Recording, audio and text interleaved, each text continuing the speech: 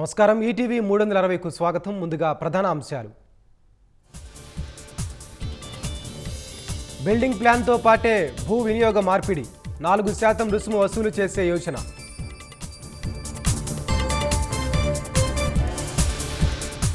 YCP హయాంలో ప్రభుత్వ పాఠశాలలు పతనం, అసంబద్ధ నిర్ణయాల వల్ల తగ్గిపోయిన విద్యార్థులు.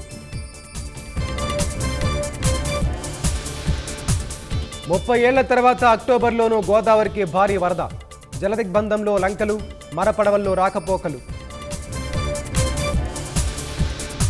శ్రీవారి బ్రహ్మోత్సవాల్లో చివరి అంకం, కాసేపట్లో వరాహ పుష్కరిణిలో చక్రస్నానం.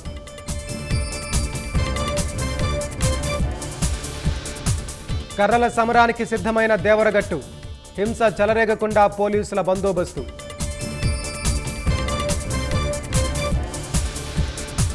సినిమా పైరసీ దర్యాప్తులో కొత్త కోణాలు, విదేశీ మాఫియా చేతిలో 1000 మంది ఏజెంట్లు.